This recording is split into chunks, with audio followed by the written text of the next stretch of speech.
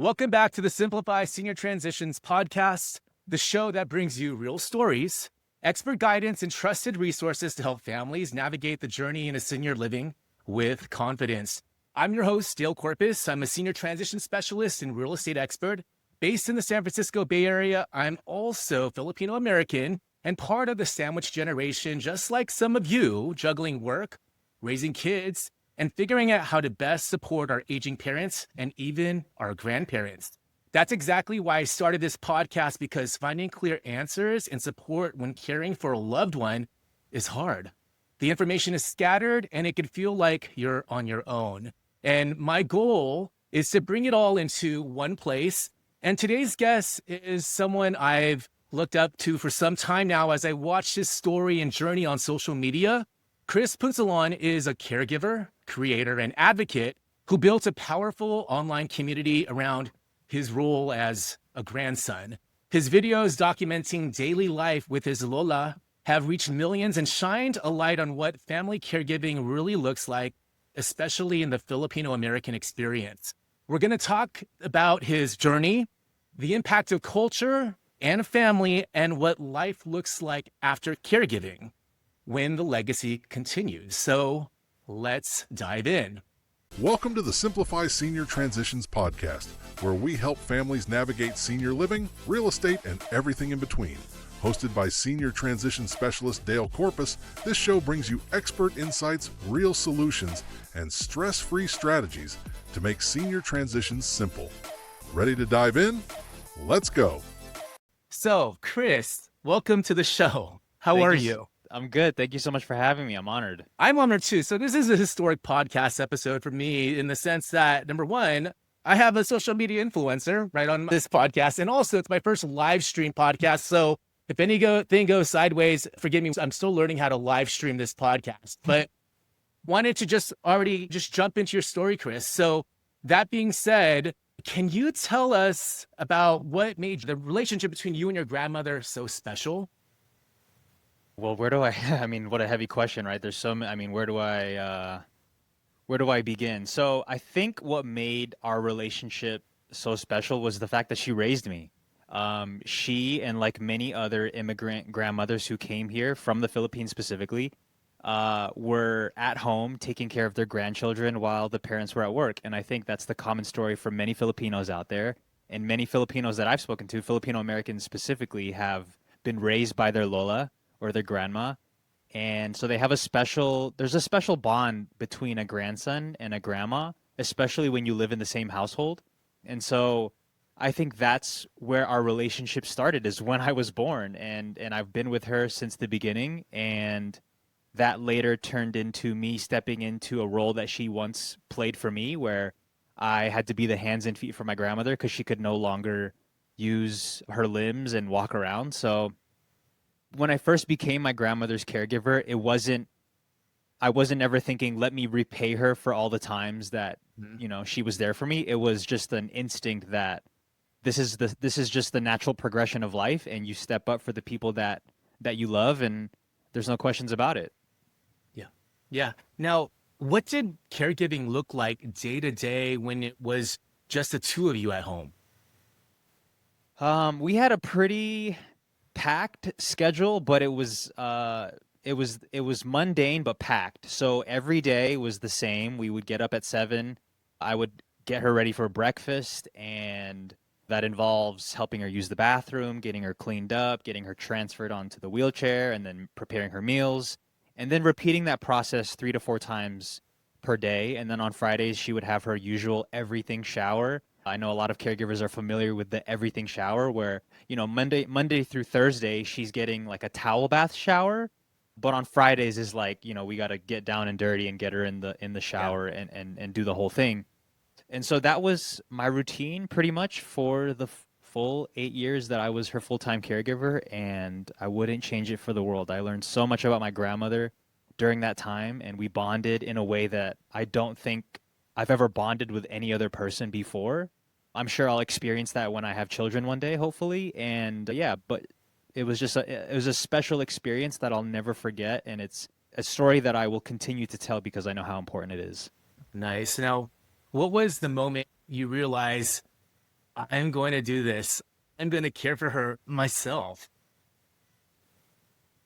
Well, I mean, it wasn't so when I said it, right? So this is how it happened. My grandmother just woke up one day and was no longer able to get out of bed. It was like at the snap of a finger, everything stopped working. We knew she had arthritis. We knew she had a hard time getting around, but there was just this one day she woke up and just literally couldn't get out of bed anymore. And so my parents and I had to make a decision that night where we either had to take her to a care facility Right.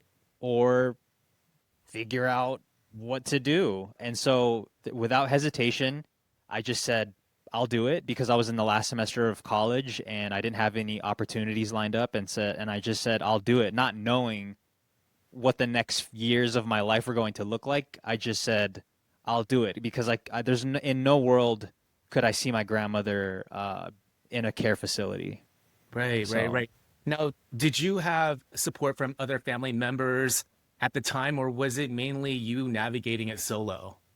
it was me and my mom. It was me, my mom, and my grandmother. My mom was helping me a ton in the beginning. She was helping me with the daily routines and making sure, because my mom had already been taking care of my grandmother here and there for as long as I can remember. From a young age, I remember my mom helping my grandma take a shower and get to her appointments. And so they built up a little bit of a routine and the handoff, I guess, she played a huge role in that. And even throughout the 8 years of being her caregiver, my mother was around as much as she could be because she worked a job, a 9 to 5, and she couldn't be there all the time. And so it was really me and my mom for most of it. And family members would step up on the weekends. We ended up having a nice system where my grandmother would get to visit one of her children's house on a Saturday, and then we pick her up on Sunday, and that gave me and my mom a nice day break. Yeah. And that's how we operated. Yeah. Now, related question is, what was the hardest part about adjusting your life to step into the caregiver role?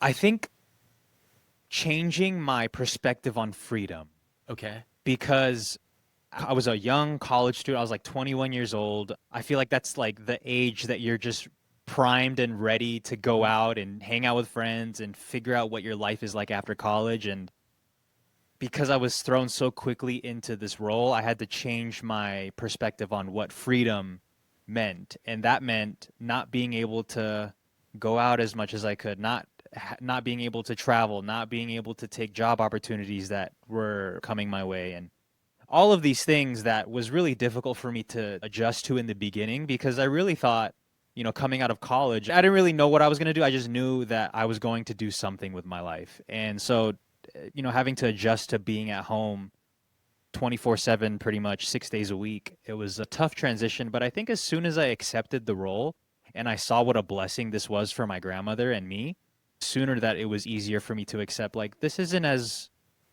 bad as I'm making it out to be. Like this Hmm. is a good thing that I'm doing here. Yeah. Now, what did you learn about yourself through caring for your grandmother?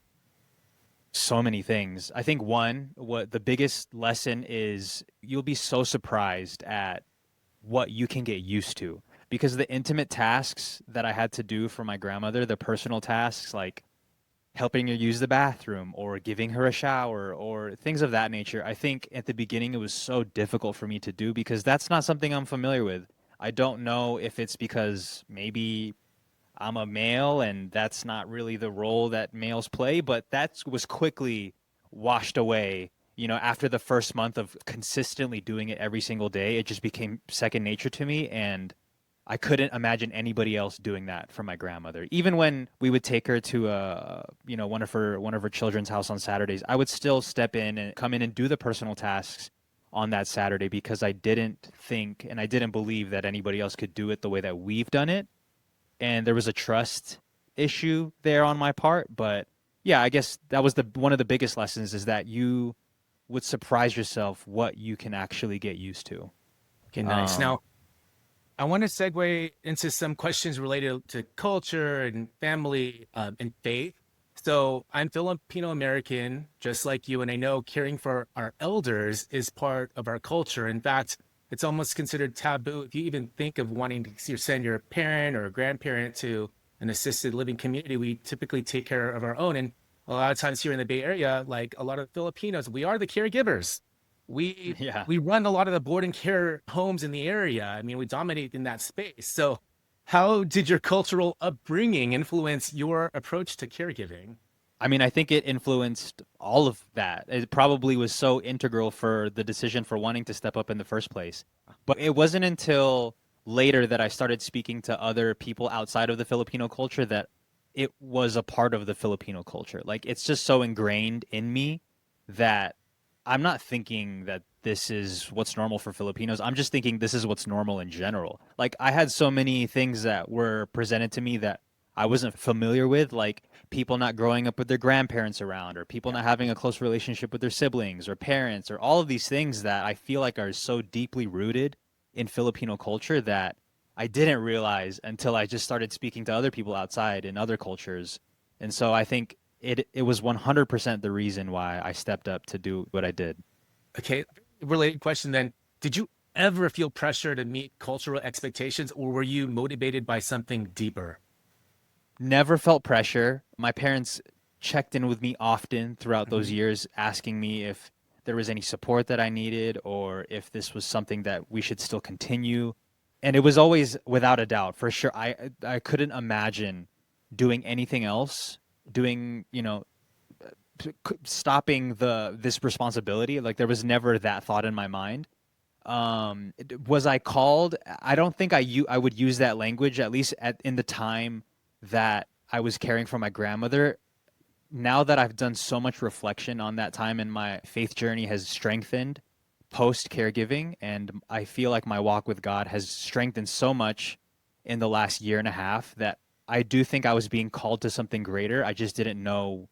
I couldn't put language to that during that time. Yeah, yeah. Now, how did your faith factor into your caregiving journey, especially during the hard moments? It was pivotal. I mean, for a long time, I borrowed my grandmother's faith, right? For more than, I would say, up until maybe 2 years ago, I was probably borrowing a lot of my family's faith, and I was very stuck in tradition, and I could never say that I had my own walk with God and my own relationship with the Lord. I think it was a lot of that was borrowed faith. And I think in the November before my grandmother was admitted into the hospital, I was watching a podcast with some friends of mine, and they were speaking about their relationship with God and their reading of scripture. And it was something that I longed for, because when I would hear them and talk about their faith, there was such a peace to them. There was such a conviction in them and such something that I just wanted. And so that's when I started this whole journey of just learning what the church history and learning who Jesus was and learning all of the things that I grew up hearing about but not really understanding. And so I think when my grandmother was admitted into the hospital in her last 72 hours, my faith was the only thing that I could lean on, because there was so much uncertainty. And, ultimately when my grandmother passed, it was the thing that I held on to that gave me ultimate peace, in knowing that this isn't the last time I'm ever going to see my grandmother, and that she is probably doing much better than we are now, and it would be selfish for me to ask for her to come back. Yeah. Yeah. So, Now, I know you're into music, you're a creative person, and what role did music, creativity, or personal rituals play in your time with her? oh my goodness, it was everything. It was so in 2014, I was on the quest to become successful on YouTube and be successful with music. I just didn't really know how that was going to look. And so I just started uploading videos. Yeah. And slowly over time, I found my process, I found my people. And when I really dialed in making content and knew exactly who I was speaking to on the internet, that's when everything changed for me. And this was all while being a full-time caregiver for my grandmother, because I had nothing but time on my hands to work on music and videos because I was at home all day. Yeah. And so that's when I started my online business for music. That's when I started streaming online. That's when I started making a bunch of music with a bunch of different people, all in the comfort of my home. And I learned, I can't even begin to tell you, that's where my routines came from. That's where my business acumen came from. That's where everything came from. And I attribute all of my success, not only to that time, but through that growth of learning how to be successful online. I carry so many of those values and principles to this day. So couldn't be more thankful for music. Oh, wow. Now, how did caregiving shape your identity, not just as a grandson, but as a man, a creator, a role model? Yeah, it was, I mean, it was everything to me. I think the moment, I don't know when this happened in my caregiving journey, but the moment that I knew that I was doing something, like I had a purpose to my life, Mhm. it brought a sense of peace that is indescribable, because when you wake up every single day knowing the number one priority in your life is to do this, and Hmm. you go out and you accomplish that thing. I mean, it's a never-ending accomplishing thing, right? Like you're caregiving, it's not over until you're over. But I think waking up every single day knowing that my number one priority in my life is to make sure that my grandmother is okay, it's such a freeing feeling, because everything else in my life, the music, the online business, whatever, like everything else falls like to the wayside, because my number one priority in my life is to take care of my grandmother, and everything else is just extracurricular. So, Now, now I want to talk about, the video and social media for a little bit because you're quite the social media powerhouse, obviously. Do such a good job at just documenting stories. You're such a good storyteller online. When did you first decide to start documenting your caregiving journey? I would say, I mean, early days. So like I said, in 2014, I decided to put out my first ever YouTube video. And then, throughout that time, I would introduce not introduce is such a, I guess that's the best way I can describe it. But I was just always about documenting every single part of my life, because that's what I grew up knowing. My dad had a video camera or a camcorder in his hands for every single event you could think of. And so that's where I picked up the rhythm of just recording everything. And so I would show parts of my life, but more intensely in the last 2 years of my grandmother's life, I just made one mic'd up video where I was wearing a mic and I was explaining my day in the life as a caregiver, and it absolutely exploded online. And I got so much love from former and current caregivers that I felt a new responsibility to continue making these videos for those people. Yeah, give you a sense of purpose. Now, how did it feel like when it went viral?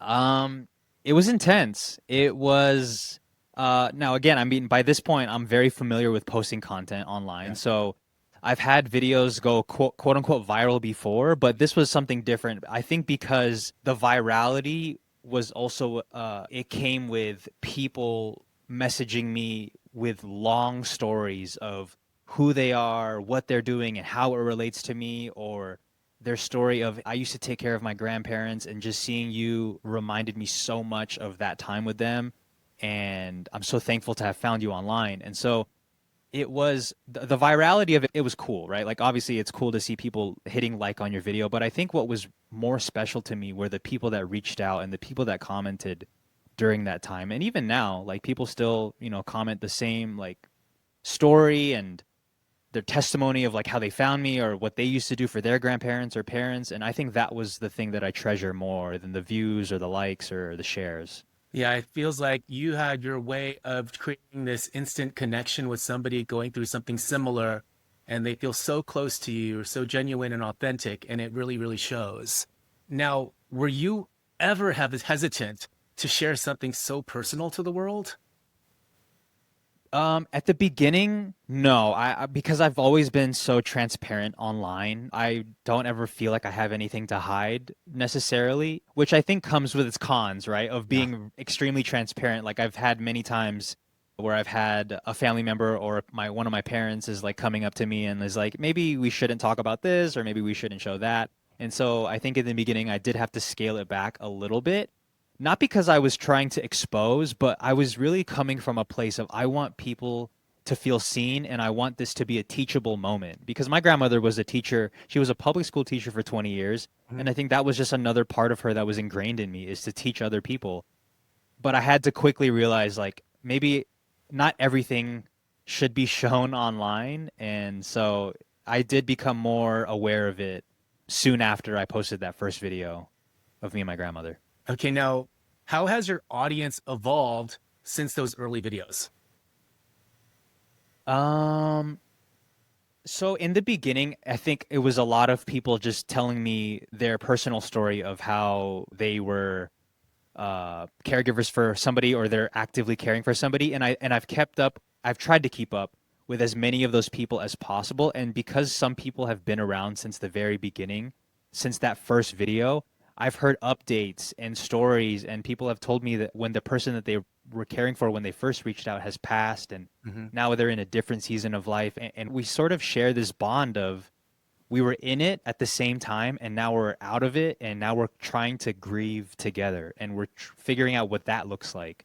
And it's such a beautiful community that I've been able to accumulate, like to build online, that what a special connection I have with some of these people that I've never even seen or talked to in person, or, and like they're sharing such intimate and personal details with me that I don't take for granted and I don't take lightly. And so that's sort of, I guess the transformation is like a deeper connection with my audience versus like a surface level, like, hey, I see what you're doing and I love it. Yeah. Now, have you received messages from others who started caregiving because of your story?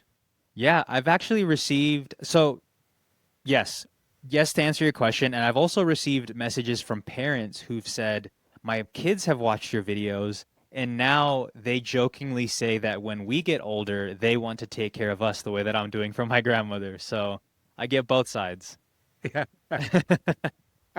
You're an inspiration to the younger generation of caregivers, it seems. Hey, related question. What's the most surprising or emotional comment / message you've ever received from a stranger? Hearing people tell me that watching my videos is helping them continue on their journey is something that it's hard for me to really fathom what that feels like for somebody. Like to hear somebody say, I have been struggling for so long, and just seeing your videos and seeing your grandmother smile or seeing how you persevere in certain moments has given me the strength to also continue and to not feel so alone in this journey. And that has been something that has been, it feels heavy at times because it feels like such a big responsibility for me to carry. And I don't want to scare the audience. I don't want to not encourage people to reach out and do that. It's just like a friend telling you everything that they're going through, and you're like, man, I wish I could do so much more for you than just tell you that I'm here for you. And if you multiply that by thousands, there's a tough, I guess I'm put in an interesting position where, like, I want to help, but I can't extend myself to millions of people. And so, yeah, it's heavy, and I never take it for granted. It's such a personal thing that I know people are reaching out to me for, and I appreciate everybody who is willing to be vulnerable with me in that way. Yeah. Now I want to talk and just ask you questions related to even life to your grandma. So when your grandma passed, what was the transition like, full-time caregiver to finding yourself again?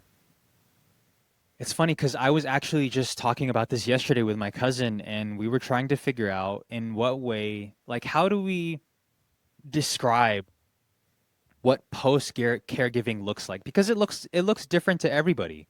Yeah. And I don't even think I fully, quote unquote, found myself. I don't think you ever find yourself. I think you find bits of yourself and you find things that you enjoy, but I think this life is a never ending quest to figuring out what it is that brings us joy in this life. And the thing that I've really come to learn that has helped me so much is trying anything that I recognize that it's a huge privilege that I have, because not everybody has the time or the capacity to try a bunch of things. But I have thrown myself into so many different opportunities that are adjacent to caregiving, because that's what's been knocking at my door, right? Like this podcast, many opportunities with other companies, starting a company of my own and all of this is related to caregiving. And so me just trying, like, saying yes to almost every single opportunity has afforded me clarity, because it's just like pushed the narrative to me that this is where I need to continue being at, because I know that people are following me to see what life is like post caregiving. And there are people following me who are going to fill that role for somebody else in the future. And I think I need to continue to be in this space for other people who are going to be here. So I guess to answer your question in a long-winded way, it's the clarity has come from doing and not theorizing. Yeah, I like that. No, it's just you're not afraid to try new things and you keep failing forward, right? Yeah. Yeah. Now, after your grandma passed, um, what were the first few weeks like emotionally? Did you feel lost, relieved, stricken, or all of the above? All of the above. I mean, you go through so many emotions, and I think like I've heard somebody say grieving is not linear. It's not like you get better today and then you get better again the next week and the next week. It's like an up and down cycle. And I think I'm just now starting to realize that the grief that I experienced is more anticipatory grief Yeah. versus grief that you feel when a loved one of yours is no longer like suddenly gone. And I think a lot of people reach out to me in regards to how do I deal with this all of a sudden grief versus the anticipatory grief. Yeah. Because for 8 years I was already grieving the loss of my grandmother because I'm thinking about the mortality of my grandmother every single day. The thought of her dying is knocking at my door every single day that I wake up. When I walk down into her room at 5 in the morning, I'm constantly thinking like, is this the time that I'm going to walk in and she's no longer here? And so when you think about this on a day-to-day basis, I think you become numb to this idea and the shock. And so that when it finally happens, you're maybe not as sad as people expect you to be. You're maybe not as emotionally distraught as people are at the funeral. And at first it was confusing to me because I had no idea, like, I was wondering, like, am I just emotionally tapped out? Am I insensitive? What am I, like, why am I not crying in the way that everybody else is crying? Well, it's because I have been on this journey of grief for 8 years. And so, I knew at least this is where it was heading. And so it wasn't too much of a shock for me. And so, like, I think that's been my journey since my grandmother's passed. Hmm.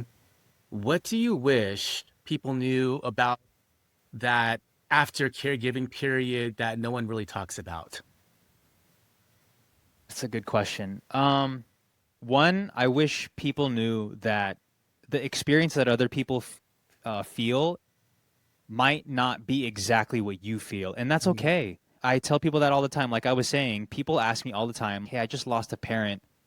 I have no idea what I'm doing. I have no idea what to feel. I have no idea where to turn." And I try to come from a place of like, I am not the expert in Mhm. caregiving or grief, and the things that I've experienced you might not be experiencing because it's just a different situation. And so I hope people can understand that there really is no preparation, emotionally at least. I think in terms of like getting estate planning, like all of the logistical stuff for sure can be sorted out, but emotionally, I don't think there's any preparing that you can do to prepare you for the moment that your loved one passes. And that's okay. I know it's scary, but I think the sooner that people can accept that, the easier it is when that time finally comes. Yeah, yeah, no, I like that. Now, how did you begin to rediscover your sense of purpose outside of your caregiving role? I think I'm in such a unique position in terms of like being a caregiver because I'm so online. Like I'm you know what I mean? Like Yeah, I am constantly on the internet making yeah, content, and I reflect about my time as a caregiver on a day-to-day basis, probably more than normal. And so like I think through that reflection it has afforded me clarity like I was saying, and it's really showed me that this is where I need to be at, and these are the people that I'm put here to serve, and this is where I feel at home. Like talking about my story it feels so natural to me. And so like I can't imagine myself doing anything else. no, I feel like it energizes you. I Yeah. could feel it. I could feel it in this conversation, man. So, in what ways does your grandmother still guide or inspire you today? One, I can hear her continually telling me to continue saving my money.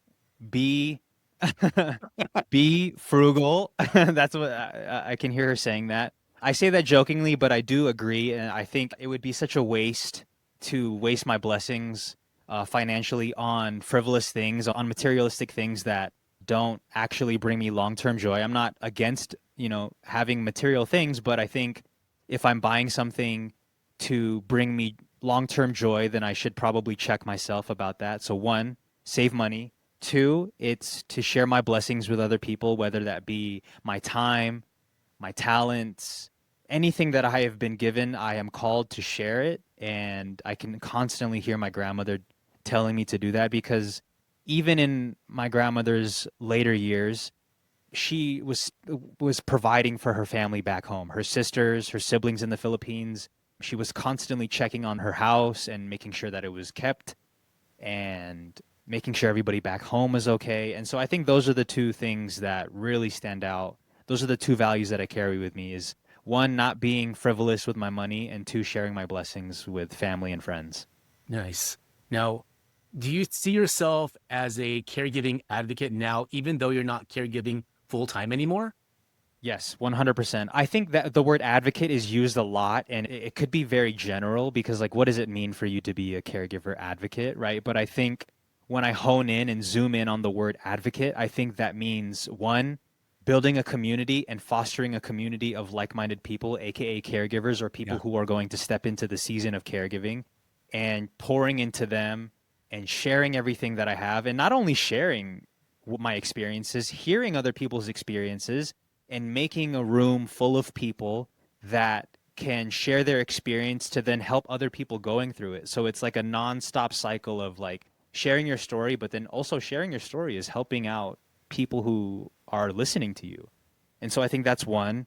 And continuing to make content online about caregiving and providing people with resources, like who is the best elder law attorney in your area, in the Las Vegas area, in the San Francisco area, who is the best estate planner in your area, like connecting people to resources that are adjacent to caregiving. I think that has been a newer thing for me, and in any way that I could provide support to caregivers, that's where I'm spending my time. Yeah. Now that I've gotten in working with seniors, I've become that resource to be that connector of answering those same questions that you're talking about in Las Vegas. Yeah. So, and it feels like I'm creating a new sense of purpose for myself, and it feels really nice, you Yeah. know? Now, what message would you want to share with young people who are facing the decision to become a caregiver for a parent or grandparent?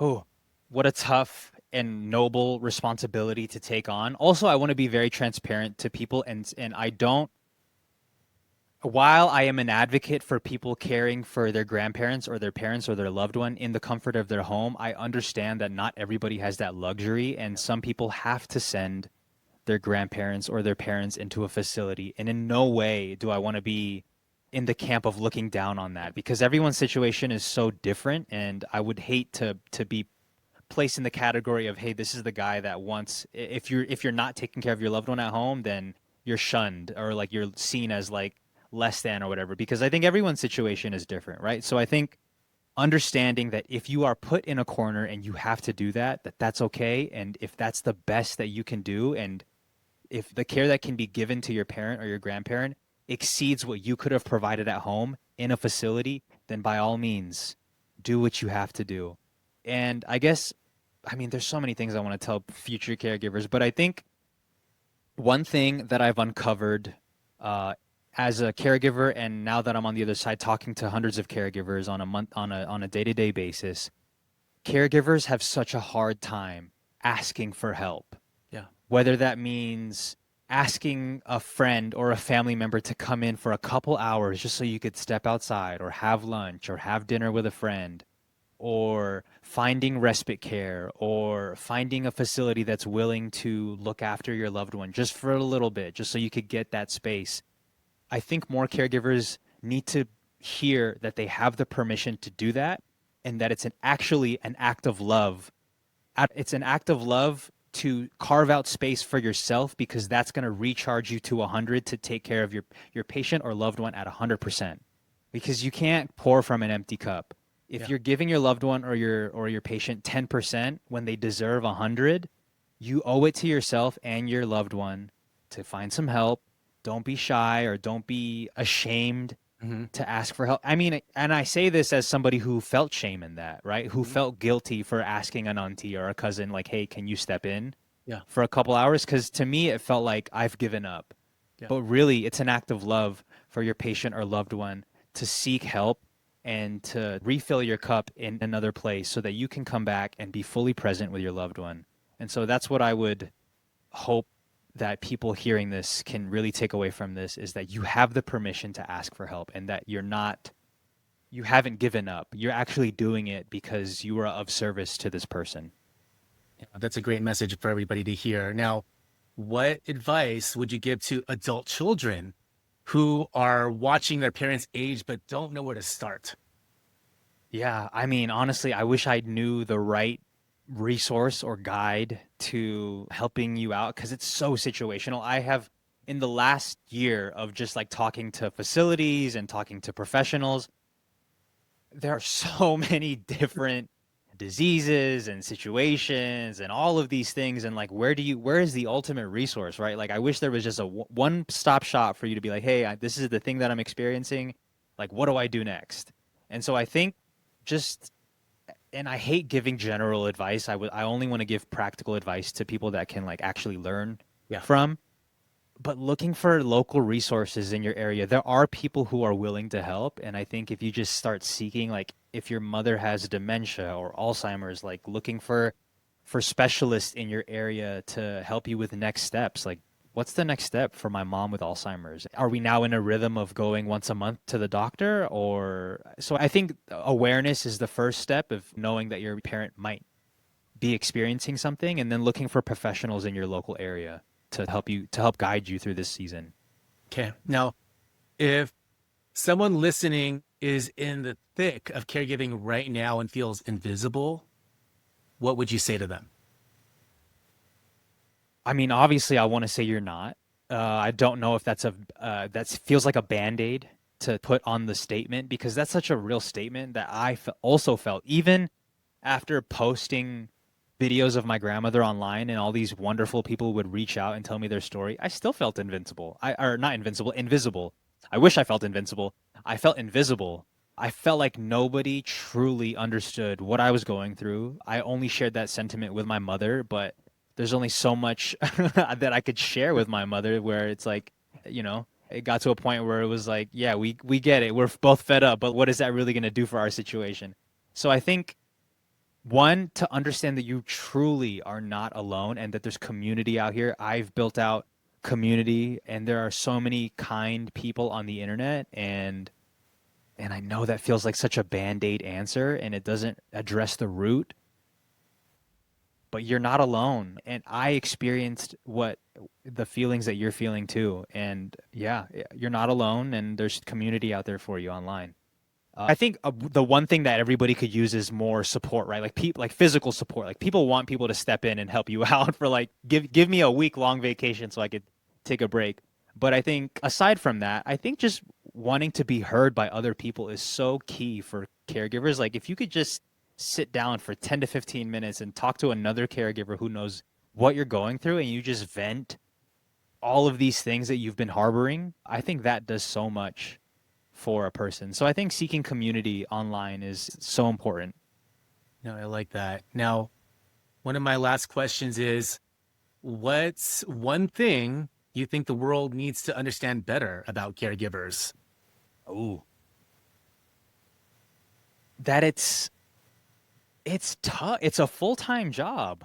It's And taxing. Yeah. It's so taxing. It's, I don't know what the experience of working at a 9 to 5 and trying to get them to understand that you need time off to take care of I don't know what that life is like. My mom does.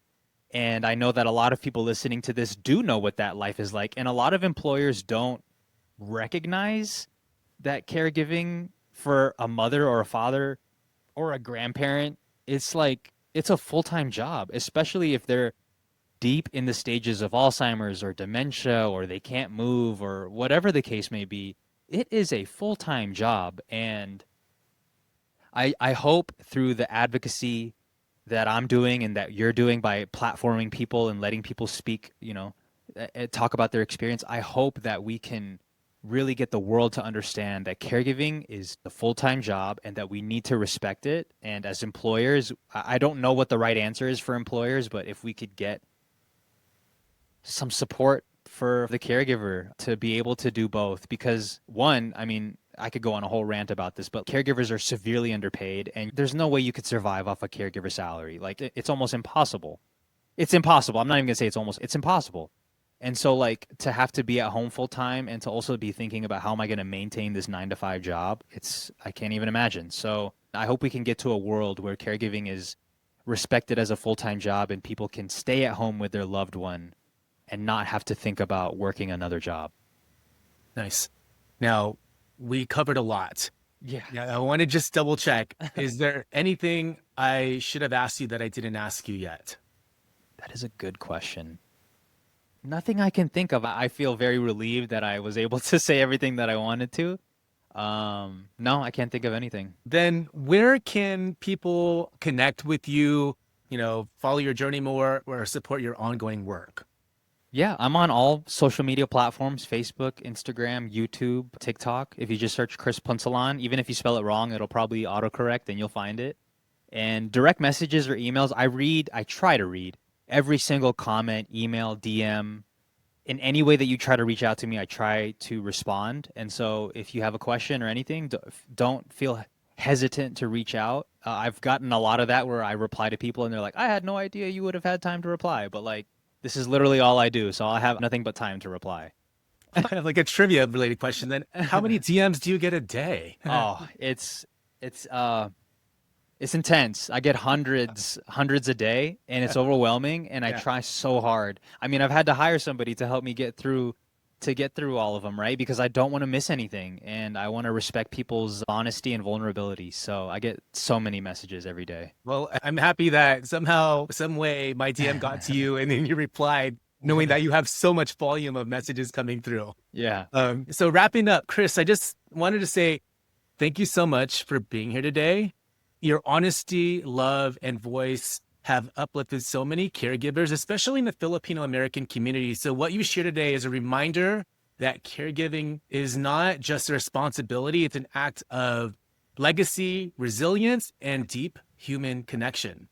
And for those of you tuning in, if your loved one is considering senior living and you need to figure out what to do with their home, let's talk. Learn more about my services at www.simplifyseniortransitions.com. Schedule a free consultation with me by clicking on my consultation link on the website or DM me on Instagram at Sold by Dale. And if you'd like a copy of today's episode transcript and bonus show notes, including key takeaways from Chris's story, head to simplifyseniortransitions.com/Chris Punsalan. It's totally free and created especially for podcast listeners of this episode. And if this episode resonated with you, please leave a 5-star review on Apple Podcasts or Spotify. It really helps more families find the show. And don't forget to share this episode with someone who might be caring for an aging parent or loved one right now. Thanks again for watching. Thanks again, Chris, for one last time for being on the episode. And for the rest of you, I'll see you on the next episode of the Simplify Senior Transitions podcast.